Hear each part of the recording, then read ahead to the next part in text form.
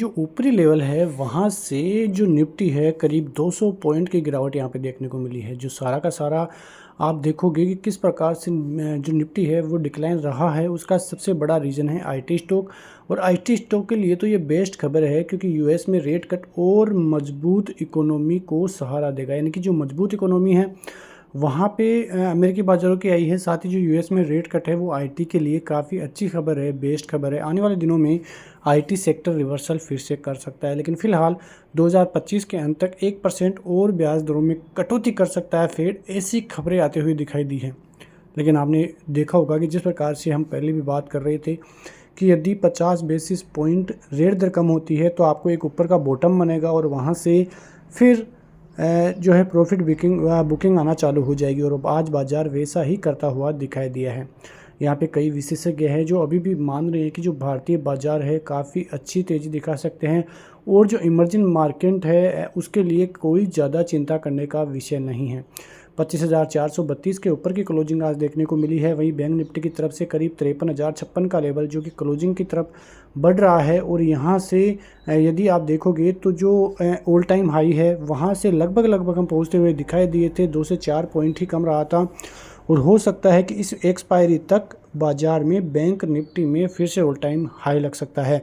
यहाँ पे आप ज़्यादा नज़र देखोगे तो वो बैंक निफ्टी पर आपको रखनी है क्योंकि जो तेज़ी से बढ़ने वाला सेक्टर अभी है वो बैंक निफ्टी ही है, बैंकिंग सेक्टर ही है।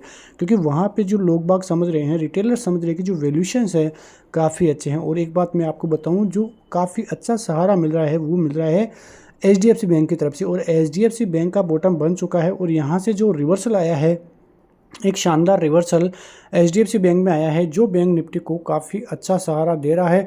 और आने वाले दिनों में भी जो बैंक निफ्टी है वो अच्छी खासी तेज़ी दिखा सकता है। तो बैंक निफ्टी पर आपकी नज़रें रहनी चाहिए। वैसे एक तरह से देखें तो बैंकिंग सेक्टर में काफ़ी अच्छी वैल्यूएशंस बन रहे हैं और वहाँ पे अच्छे खरीदारी का मौका भी बन रहा है।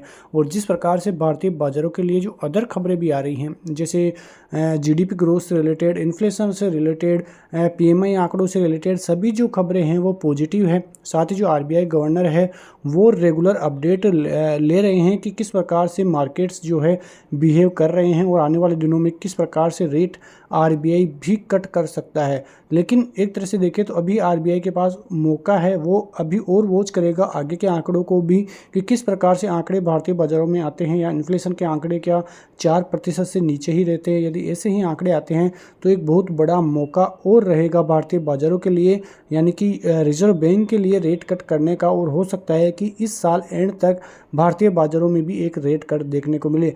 तो कुल मिला के देखें तो भारतीय बाज़ारों की स्थिति अभी पॉजिटिव ही है। आज की क्लोजिंग काफ़ी बेहतर है, थोड़ी प्रॉफिट बुकिंग हुई है, लेकिन फिर भी बाज़ार की क्लोजिंग काफ़ी अच्छी हम कह सकते हैं। लेकिन कुल मिला के देखें तो यदि बाज़ार अब 500 के ऊपर दोबारा निकलता है कल, तो मान लेना कि भारतीय बाज़ारों में 26,000 तक की ट्रेजडी आना कोई ज़्यादा जो है लक्ष्य संभव जो है हो सकता है आगे। और सबसे ज़्यादा वॉच करने वाली बात रहेगी कि कल किस हिसाब से अमेरिकी बाज़ार करते हैं, क्योंकि अमेरिकी बाज़ारों में इस समय आप देखोगे तो जो फ्यूचर्स है वहाँ पे 300 से 400 पॉइंट की तेज़ी डाउ में हो रही है। नेस्डैक में भी अच्छी खासी तेज़ी है। लेकिन यदि अमेरिकी बाज़ारों में कल प्रॉफिट बुकिंग नहीं आती है तो फिर भारतीय बाज़ारों के लिए वो काफ़ी अच्छा सहारा बनेंगे और आने वाले दिनों में भारतीय बाज़ारों की स्थिति काफ़ी मजबूत रहने वाली है। तो ऐसी खबरों के साथ मिलते हैं नेक्स्ट वीडियो में। तब तक के लिए नमस्कार, जय हिंद, जय भारत, वंदे मातरम।